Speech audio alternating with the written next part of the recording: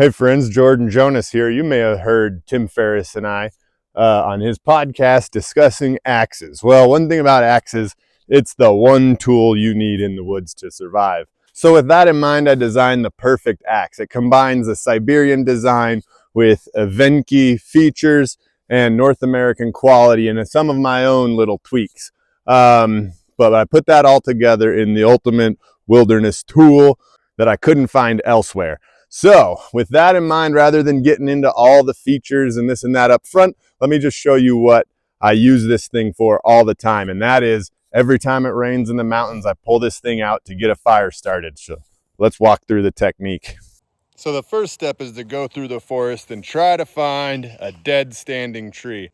Though ideally not one that's too thick, as that'll be a lot of work to fall. Standing trees tend to absorb less moisture than logs that are on the ground, which when it's raining absorb a lot. So let's chop this tree down and get to the inside of it. So you typically don't need to chop down huge trees. You can get smaller ones like this. It's less work and it'll get us the dry wood on the inside that we need.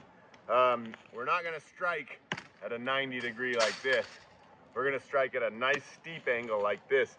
That grind on this axe being from one side is gonna help that axe really bite in at that angle.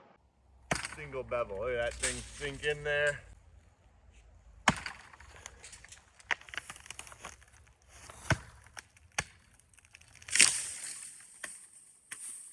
Then we want to chop this log open and get to the dry wood on the inside. To do that, always chop on top of another log, not in the ground. You don't want to dull your axe that way. You want to keep that axe nice and sharp. So same, do my standard swing and not a 90-degree angle, but a sharp angle.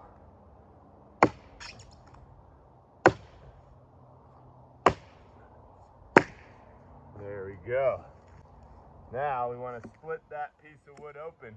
Try to strike it right with the grain there. There we go. There we go. Now we're into the inside. You can also split it like so. Avoid getting your fingers in there.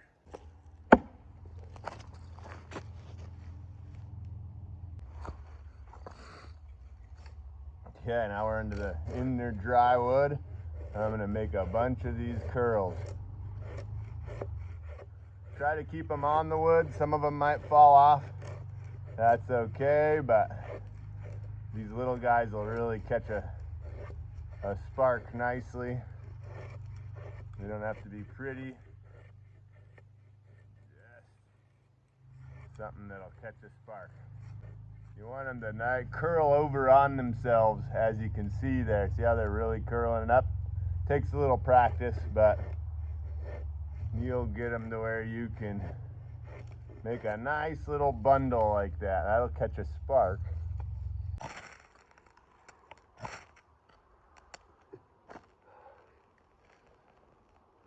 we go.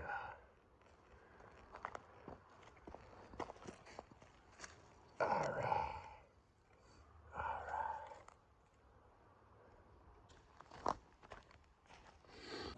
So the design of these axes is a culmination of years of experience and use.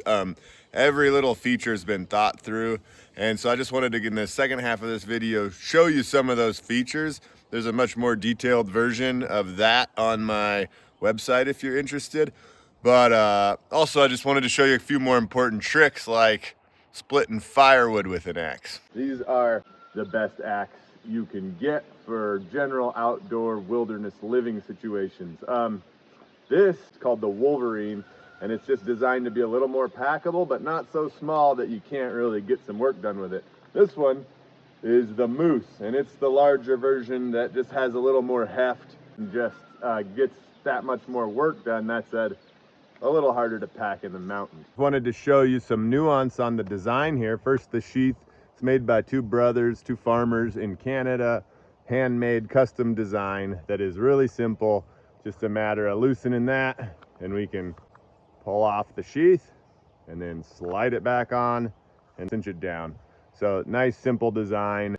The handles are all custom made by some Amish folks. These are hickory handles, so the best wood you can get for axe handles. Going to be very durable. Each one is custom fit into the axe. You can see no space, very tightly fit. And you'll also notice there's no wedge. That's because these axe heads have a large enough eye right here that I can slide the handle onto the head this way. Inside here is designed in a slight wedge form so that when you're swinging, that axe head is always only getting tighter, and it removes the necessity of a wedge and the problems you have with that where it flies out, the head flies off. That nice wide eye also allows it so you can grip up on your axe like this comfortably. There's enough there to hold on to. You'll see a lot of axes that are either have a big handle swell here making it uncomfortable, or on particularly metal handled axes it's just thin and you can't grab a hold of it, and you'll see why that's important later. So you'll notice it has a one-sided grind. So on this side it's flat, on this side we have the actual grind. This is a right-handed axe, so with any high quality tool you're going to have it designed to you, to your body. Most axes you go buy in the store are going to be they're all just double bevel axes. Well, this one's designed to take advantage of your right-handed swing if you're right-handed. If you're left-handed, it'll be ground from the left side to take advantage of your left-handed swing and your strong arm. Again, another reason why this single bevel is nice is because you can grab this axe up here and carve things like this, and it almost works like a planer. If you're making all kinds of stuff in the woods, you find you'll do this all the time.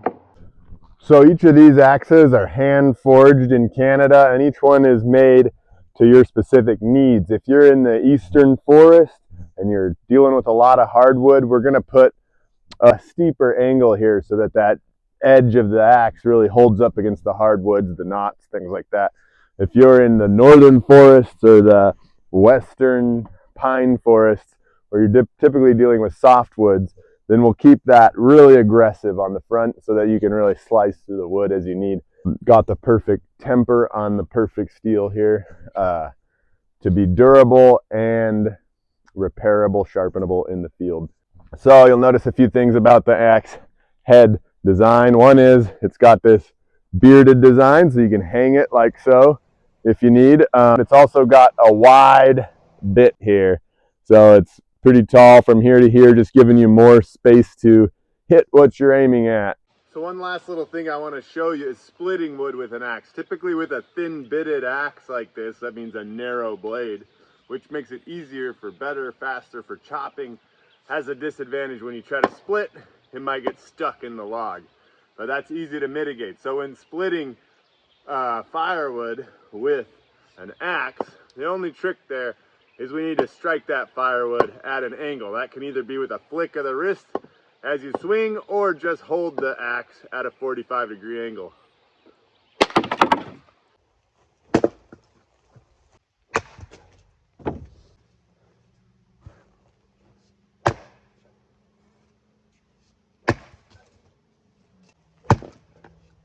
Of course, there's a million things you can do with an axe, including chopping through the ice, building fires, building shelters. It's the #1 tool you've got to have in the wilderness.